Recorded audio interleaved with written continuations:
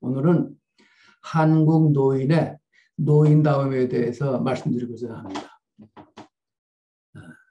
한국 노인의 노인다움을 인사동에 있는 그 통인가게의 변화와 성장을 바라본 후에 노인다움에 대한 저의 생각을 말씀드리겠습니다.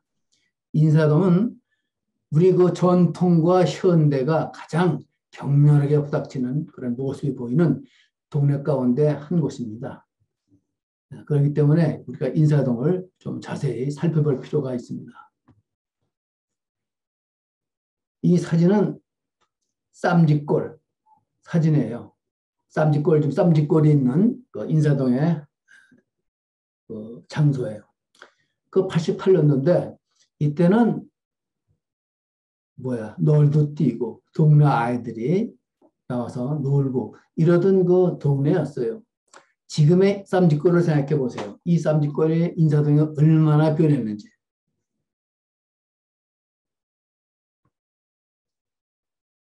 요거는 그 몇 년 전에 2006년인가 이때 그 사진이에요. 그러니까 아까 그 쌈짓골은 80년대이고 이건 이제 2000년대 초반인데 얼마나 발랄합니까? 참 나는 인사동 갈 때마다 어떤 생애 어떤 그런 즐거움을 만끽하고 돌아오곤 했습니다.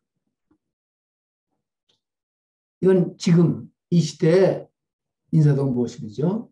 지금 비록 그 코로나 때문에 사람들이 잘 나오지 않죠. 그렇지만 그럼에도 불구하고 역시 인사동은 상당히 활기 있는 동네임에는 틀림이 없습니다. 인사동에는 우리가 잘 아는 여러 시인, 화가, 조각가, 사진작가, 수많은 사람들이 모입니다. 이 사진에 나온 사람들은 내가 좋아하는 몇몇 작가들의 사진을 붙여놨는데 다 이런 사람들이 모여서 늦게까지 서로 잡담 나누고 얘기하다가 돌아가고 하는 장소가 인사동이었습니다. 물론 지금도 역시 그렇고요. 물론 인사동에 이런 그 시인, 묵객 이런 사람들만의 곳은 아니죠. 실제로 인사동의 주인은 우리같이 평범한 사람들이 그 주말에 친구들 약속을 하고 그래가지고 거기서 만나고 막걸리 한잔하고 한번 이렇게 쭉 돌아다니다가 화랑도 한두 군데 들렸다 그러다가 집에 돌아오는 장소 아니겠습니까? 그 오른쪽에 있는 사람은 그 유명한 시인이에요.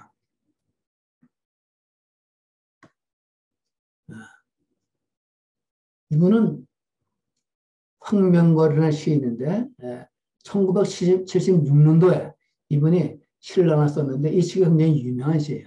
한국의 아이라는 시인데 그 첫 구절만 따지면 이래요. 굉장히 긴 시인데 배가 고파 우는 아이야. 울다 지쳐 잠이 든 아이야.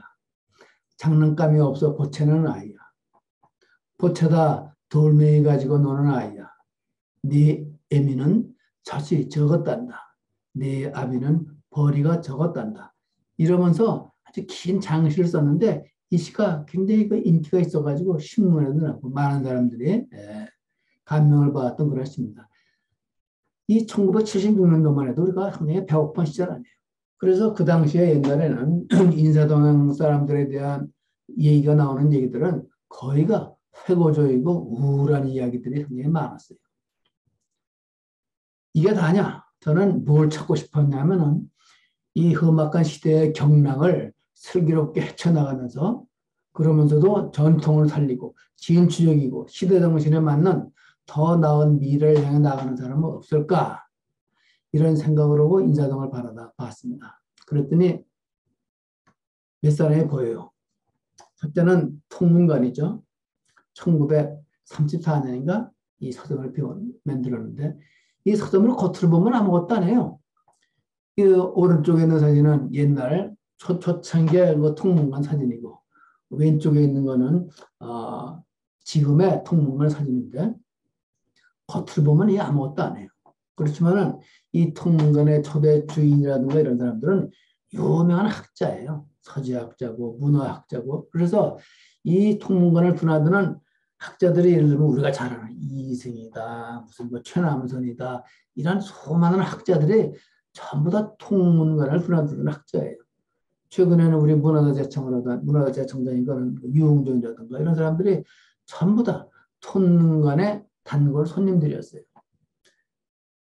이제 자식들이 다 잘 됐어요. 대학 교수 되고 다 잘 됐어요. 지금은 이 초대 사장의 김노겸 사장님인가 이분의 그 손주가 맡고 있는데 옛날처럼 그렇게 넓은 교류를 하거나 많은 학자들이 오는 것 같지 않아요. 그렇지만은 그 통문과나 역사를 보면은 말이에요. 굉장히 깊고 뿌리 깊은 그런 전통을 가진 서점입니다. 우리나라에서 가장 최초의 서점이라고 볼 수 있죠. 근데 요거 비교되는 데가 하나 있죠. 이거는 그 인사동 들어가면 제일 큰 가게 중에 하나가 통인 가게라는 거예요. 다 아실 거예요. 그래서 그 왼쪽에 있는 사진은 아주 1924년 설립을 했는데 1970년경에 통인 가게 모습이에요. 그 가만히 보면 그 통인 가게, 통인 가구점이라는 글씨가 써 있는데 어떤 작은 건물에 이런 거 초라한 건물이었어요. 근데 이 사장이 우리 골동품에 대한 어떤 안목을 갖고 있는 거예요. 한마디로 말하면. 그래서 오늘날 통인 가게가 어떻게 바뀌었느냐. 그 오른쪽에 있는 사진은 지금의 모습인데 통인 가게 건물이 현재 모두 7층이에요. 이 건물이 서울 미래 유산에도 등록이 되어 있습니다. 이 7층 내용을 간단히 한번 훑어봅시다. 그 여러분들도 한번 통인 가게를 들려보면은 한번 내가 얘기한 걸 듣고 생각을 해보고 그 전시장을 들려보시면은 좀 달리 보일 거예요. 먼저 통인 가게는 지하 1층에 갤러리가 있어요. 괜찮아요. 그렇게 넓지는 않지만 쓸만합니다. 아주 깨끗하고 좋아요. 그리고 1층 입구에는 전통 찻집과 한국 전통 집이 모습이 보입니다. 이 찻집에는 미나스 호랑이 캐릭터가 많아요. 그래서 이 캐릭터를 판매도 하고 그렇습니다. 이 전통 찻집의 핵심은 아니고 1층은 나전칠기라든가 한지, 공예, 장신구, 도자기 등 각종 공예품을 파는 가게가 있습니다. 2층에는 또 다른 전통 공예품 가게가 있고 3층에는 아주 멋스러운 되살림 가구들, 옛날 가구들을 다시 멋있게 현대화시킨 거예요. 물론 옛날 가구도 있지만 그런 가구도 점이 있고 4층에는 비싼 물건들이 많아요. 고미술품들. 그리고 5층은 또 갤러리입니다. 왜 갤러리가 많으냐? 옛날 초대부터 이 통인 가게는 우리나라의 그 배고프고 가난한 그런 여러 가지 화가라든가 시인이라든가 많은 예술가들의 작품을 돈 안 받고 거의 싼 값으로 많이 빌려줬어요. 물건도 많이 팔아주고. 그래서 갤러리가 이렇게 있는 겁니다.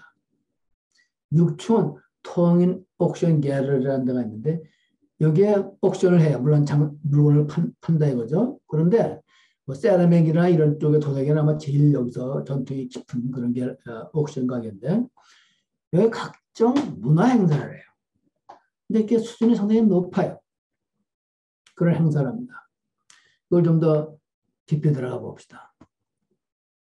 1층 모습이에요. 1층의 한 구석에는 오른쪽 사진처럼 아주 그 정다운 말이에요. 한국의 전통적인 그런 그 가구의 집의 모습이 보이죠. 그렇지만 그 옆에는 본 건물에 들어가면 이런 그 모습이 보입니다. 아주 세련됐죠. 그리고 나전칠기라든가 한지, 공예, 장신구 등 아주 예쁘게 그지없어요. 아주 참 우리나라 이렇게 예쁜 물건들이 많구나 하는 걸 우리가 느낄 수가 있습니다. 이거는 마찬가지로 말이에요. 그 전시한 여러 가지 도자기나 이런 거예요. 이런 머그 같은 거는 한 3만 원짜리 같은 게 많이 있더라고요. 보니까 예뻐요.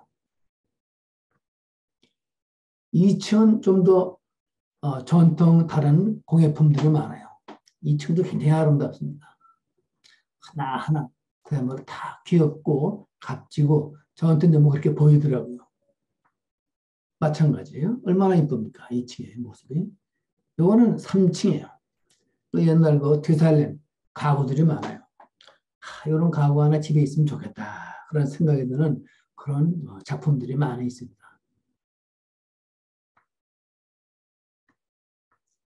4층은 고온비술품들. 고온비술품들, 이게 이렇게 봤나? 고온비술품들이 있는데, 아주 우리의 그 전통적인 그런 그 고귀한 그런 골동품들이 가득해서 저는 갈 때마다 이 4층의 고온비술품들을 가장 전 열심히 봅니다. 이거는 갤러리예요. 지하 1층이나 지상 5층에 이런 갤러리들이 있는데 이 갤러리에 상당히 수준 높은 그런 작가들이 많이 나옵니다. 6층은 통일 옥션 갤러리라고 장사하는데 쉽게 말해요. 근데 단순히 장사만 하는 것이 아니라 유명한 음악회라든가 여러 가지 연회를 많이 합니다. 이 사진은 2016년 9월 달에 열린 어떤 그런 음악회인데, 통일음악회라고. 내분들이 주로 일본 대사, 미국의 그 마컨 리포트라고 그런 옛날 그 대사가 있었잖아요. 미국 대사도 보이고. 이게 현재 한 100차를 했던가? 근데 이거 오랫동안 하고 있더라고요. 그래서 뭐 옛날에는 판소리, 가야금 명창 이런 게 국악 위주였는데 최근에는 서양 오페라 음악, 아리아 이런 걸 갖다가 개최하고 그러는데 위공 교육을 거친 어떤 뛰어난 젊은 연예인들이 많이 나온다 그래요. 그래서 이거는 공연을 하고 박수 받는 그런 모습을 찍은 겁니다. 그러니까 상당히 이 토인 가게는 단순한 가게가 아니라 굉장히 깊이 있는 문화 활동을 하는 그런 가게라는 걸 우리가 알 수가 있습니다. 먼저 우리가 골동품이라는 것에 대해서 우리가 잘 알아야 되는데, 골동품은 아주 잘 아시다시피 오래되고 유서 깊은 서화, 각종 지물 이런 게 많죠. 그래서 희소적인 미술적 가치를 지닌 물품을 골동품이라는데, 우리 옛날 그 조상들은 이 골동품을 그냥 보는 것이 아니라 감상지학이라 그래가지고 이 골동품을 바라보는 그런 식견을 갖추는 걸 굉장히 중요시가 생각했어요. 그래서 우리나라에도 그 유명한 그 추사 김정희도 우리 골동품을 많이 모으셨고, 또 독립운동가에 되는 오세창, 그리고 내 친척이기도 한데 전일필 씨라고 있어요. 그런 성북동에 유명한 그런 전시장이 있잖아요. 그런 전시장을 갖춘 그런 이런 유명한 그런 우리 민족 정신을 갖춘 유명한 학자, 문인, 계산가 이런 사람들이 많이 수집을 했습니다. 그래서 우리가 골동품을 볼 때는 이거를 감성을 할 줄 알아야 돼요. 지금 2대 사장이 누구냐면 김한길이라는 분인데 그 내 또래예요. 이분이 하는 얘기가 죽어가는 골동품에 생명을 불어넣는 것이 나의 일이다. 이게 어느 신문에 말이에요. 인터뷰한 모습이에요. 근데 이분이 하는 얘기는 이런 얘기예요. 나는 미래가 가져올 변화와 가치에 관심이 있다. 그래서 강화도의 작은 박물관 및 미술관 10개를 이용해 줍니다. 물론 큰 박물관은 아니에요. 그렇지만 작고 특색 있는 그런 걸 10개를 만들 예정이라는데 벌써 몇 개 만들었을 거예요. 그래서 이번 얘기는 문화를 지킨다는 건 작은 변화를 지키는 것이다. 내가 할 수 있는 것은 그 변화에 물꼬를 트는 것뿐이다. 참고 견디면 제자리로 돌아온다. 이게 자기 자식들한테는 말씀이에요. 참고 견디면 제자리로 돌아온다. 그러니까 이 골동품에 대한 전통적인 학자들의 식견을 그대로 갖고 있는 분이 이런 통인가게의 초대 사장이고 현 이 가게를 유지하고 있는 그 2대 사장의 철학이고 그런 삶이라고 볼 수가 있습니다. 멋있잖아요.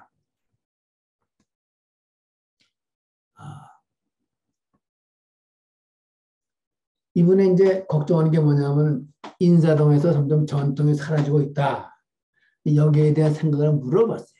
기자가. 그랬더니 좋은 정치도 제도도 강압적으로 하면 안 된다.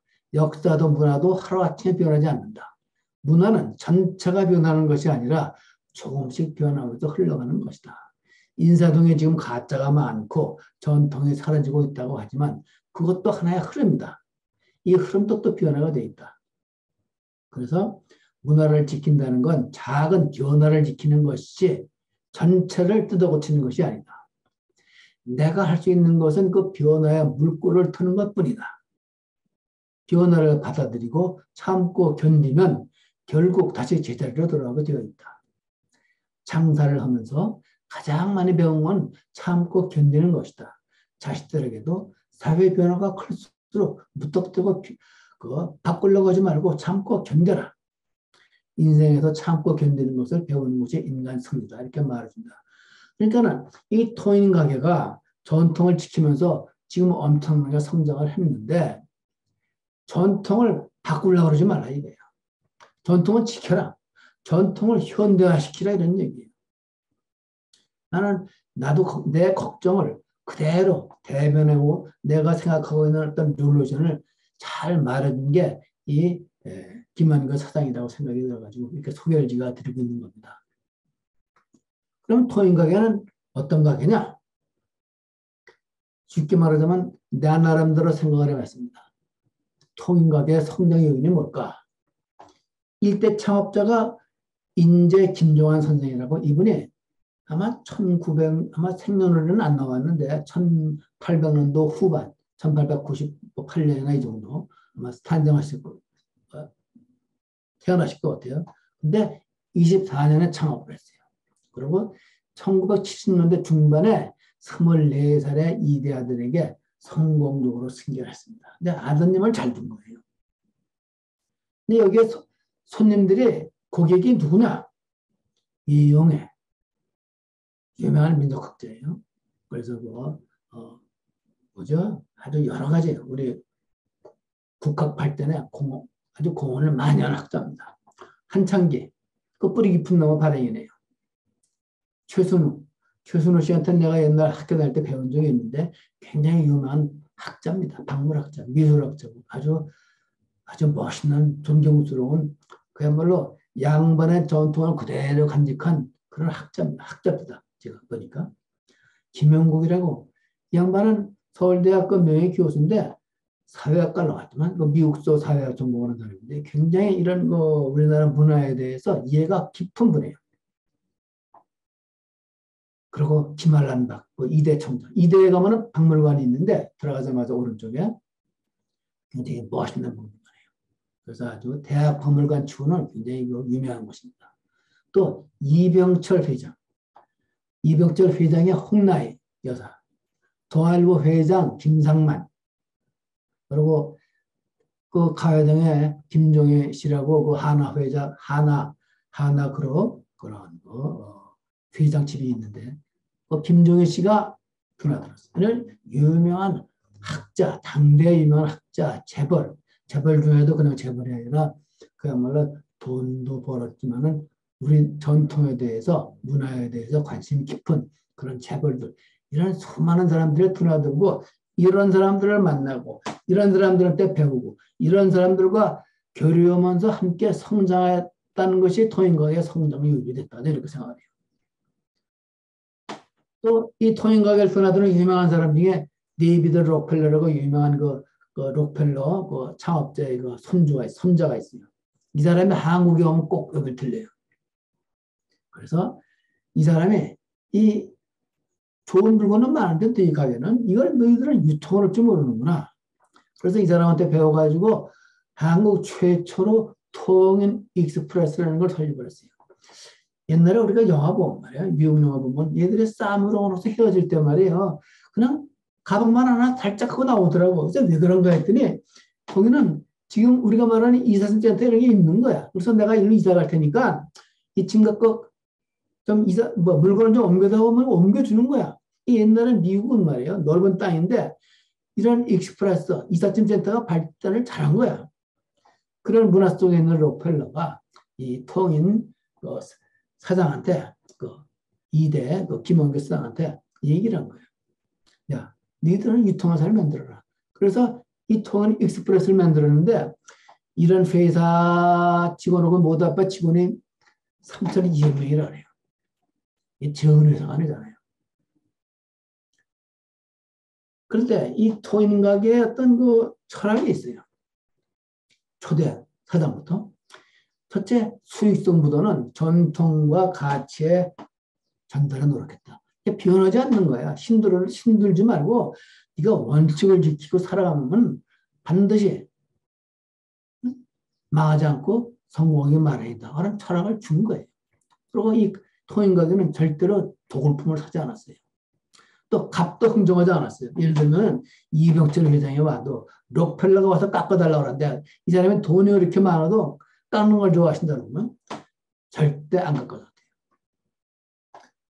이 사람은 돈만 벌 뿐 아니라 문화예술교육 활동을 했어요. 그래서 화가, 문인, 여러 가지 주머니가 가벼운 아주 어려운 예술가들을 수련하고 지원하고 또 수준 높은 음악회도 계속해서 발표하고 화랑도 개관하고 통인이라고 유명한 거 아주 그 개관인데 이것도 발행을 하고 굉장히 깊은 문화활동을 많이 했어요.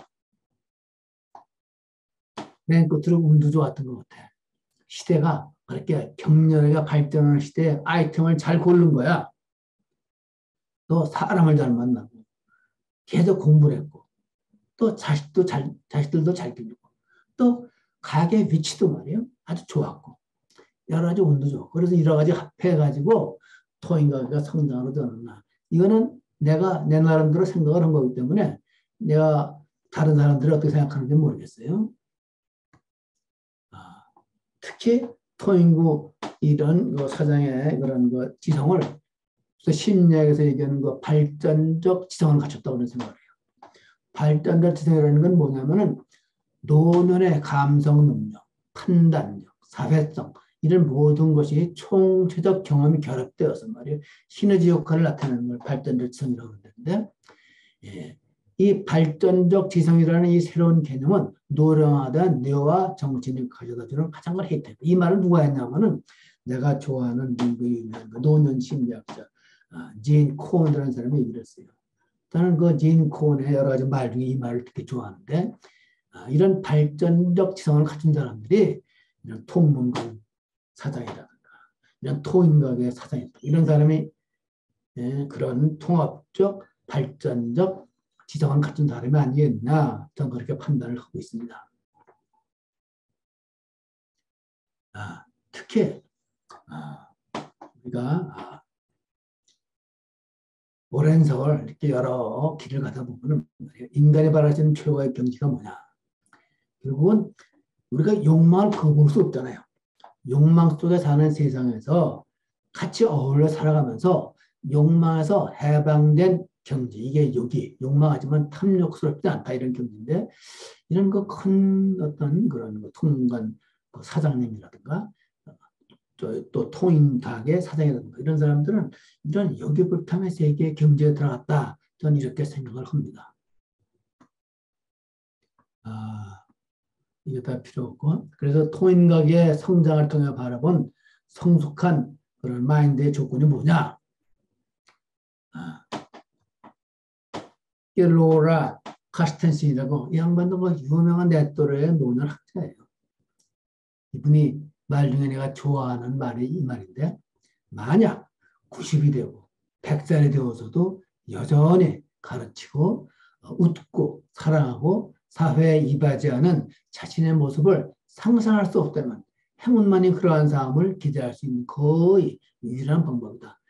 이게 뭐냐면 자기에 대한 뚜렷한 미래의 비전을 갖고 가져라. 특히 우리가 이제 앞으로 90살 되는 90살까지 평균 연령이 될 텐데 100살이 넘어가는 사람도 많을 텐데 그냥 세월을 낭비한다 그러면은 얼마나 그 젊은 세대에게 우리가 부담이 되겠냐. 걔들한테 부담이 되니까 우리가 걔들한테 큰 혜택을 줘야 되지 않겠어요. 그게 이게 소위 고령화 사회의 굉장히 큰 문제인데 이런 고령화 사회의 노년들이 잘 대응하려고 하면 통문관 사장이나 토인관 사장들이 갖춘 그런 통합적 그런 지성을 갖추자. 그런 말씀을 드리고 싶은 겁니다. 목표를 가지자.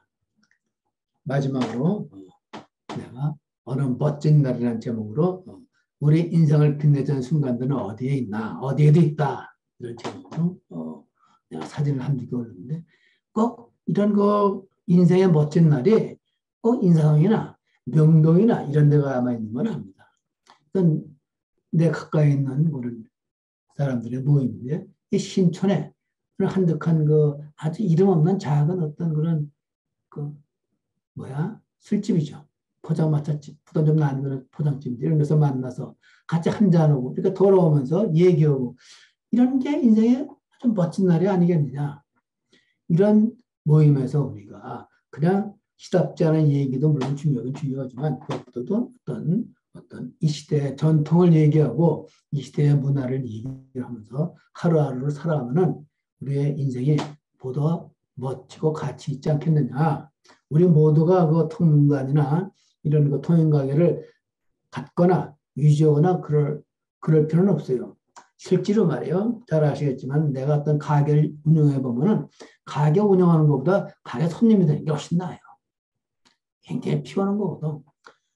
평범한 사람들은 누구든지 통행가게 주인 못지않은 통문관 주인 못지않은 문화적인 삶을 누릴 수 있다. 그거는 가끔 가서 보면 돼요.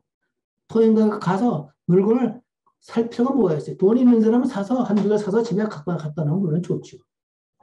그냥 가서 이병철 회장이 어떻게 거기에 통행가게 들어가서 물건을 봤냐면 한 좋은 물건을 보면 20분이고 30분이고 유심히 보신대요. 나도 그래요.